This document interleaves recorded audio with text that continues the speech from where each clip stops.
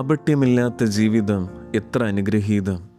അതുകൊണ്ടാണ് ക്രിസ്തുനാഥൻ സുവിശേഷത്തിൽ പറയുക, ഹൃദയശുദ്ധിയുള്ളവർ ഭാഗ്യവാന്മാർ, അവർ ദൈവത്തെ കാണും.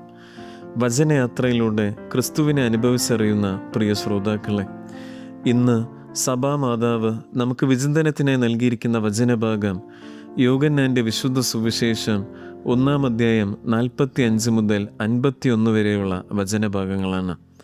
നാം ഇന്ന് ക്രിസ്തുവിൻ്റെ 12 അപ്പോസ്തലന്മാരിൽ ഒരാളായ നഥാനിയേൽ എന്നറിയപ്പെടുന്ന ബർത്തലോമിയുടെ തിരുനാൾ സാഘോഷം കൊണ്ടാടുകയാണ്. ആദ്യമേ തന്നെ ഈ തിരുനാളിൻ്റെ എല്ലാവിധമായ പ്രാർത്ഥനകളും അനുഗ്രഹാശംസകളും നിങ്ങൾക്ക് ഓരോരുത്തർക്കും നേർന്നുകൊള്ളുകയാണ്.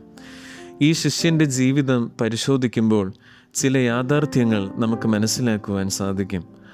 ഒന്നാമതായി, ഈ വിശുദ്ധനെ ക്രിസ്തുവിൻ്റെ അടുത്ത് കൊണ്ടുവരുന്നത് വിശുദ്ധൻ്റെ അടുത്ത സുഹൃത്തായ പീലിപ്പോസ് ആയിരുന്നു. നമ്മോടൊപ്പം ആയിരിക്കുന്ന വ്യക്തികൾക്ക്, നമ്മുടെ ജീവിത പങ്കാളി, മക്കൾ, മാതാപിതാക്കൾ, ഇവർക്ക് ക്രിസ്തുവുമായി വളരെ ആഴമുള്ള ബന്ധം രൂപപ്പെടുത്തി കൊടുക്കുവാൻ നമുക്ക് സാധിക്കണം.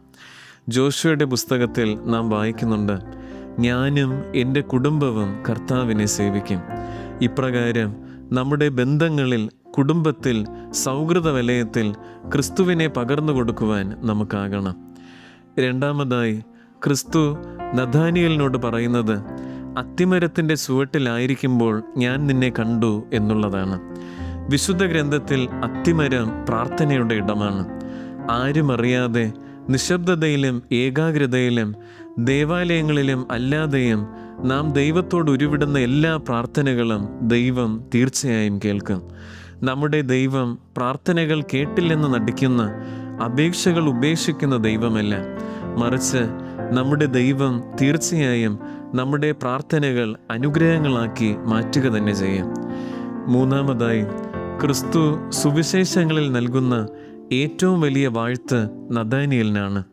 ഇതാ നിഷ്കപടനായ ഒരു യഥാർത്ഥ ഇസ്രായേൽക്കാരൻ. കാപട്യമില്ലാത്ത ജീവിതങ്ങളെ ദൈവം വാനോളം ഉയർത്തും. വാക്കിനും പ്രവൃത്തിക്കും ചിന്തയ്ക്കും അന്തരമില്ലാത്ത, വ്യത്യാസമില്ലാത്ത അവസ്ഥയാണ് കാപട്യമില്ലാത്ത ജീവിതം എന്ന് പറയുക. ചുരുക്കി പറഞ്ഞാൽ, മുഖമൂടിയില്ലാത്ത ജീവിതമാണ് കാപട്യമില്ലാത്ത ജീവിതം. കപടതയില്ലാത്ത മനുഷ്യർ ആരെയും ദ്രോഹിക്കാതെ, പഴിക്കാതെ, തഴയാതെ, എല്ലാവർക്കും നന്മ ചെയ്ത് ക്രിസ്തുവിൻ്റെ ഹൃദയവും മുഖവുമായി, ചലിക്കുന്ന പാദങ്ങളും കരങ്ങളുമായി എല്ലാവരെയും സ്നേഹിക്കുന്നവരാണ്. നമ്മെ ഓരോരുത്തരെയും നോക്കി, ഇതാ നിഷ്കപടനായ എൻ്റെ സ്വന്തം മകൻ, എൻ്റെ സ്വന്തം മകൾ എന്ന് പറയുന്നതിലാണ് നമ്മുടെ ജീവിതത്തിൻ്റെ ധന്യത എന്ന് പറയുന്നത്.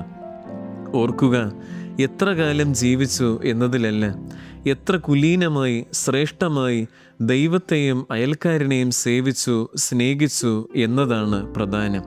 അപ്രകാരം കപടതയില്ലാതെ, മുഖമൂടിയില്ലാതെ, നന്മസ്വരൂപനായി ദൈവത്തെ സ്നേഹിച്ച് സേവിച്ച് ദൈവത്തിൽ നിന്നും കപടതയില്ലാത്ത എൻ്റെ പ്രിയ മകൻ, എൻ്റെ പ്രിയ മകൾ എന്ന വാഴ്ത്ത് സ്വീകരിക്കുവാനായി നമുക്ക് പ്രാർത്ഥിക്കാം. സർവശക്തനായ ദൈവം നമ്മെ ഓരോരുത്തരെയും സമൃദ്ധമായി അനുഗ്രഹിക്കുമാറാകട്ടെ.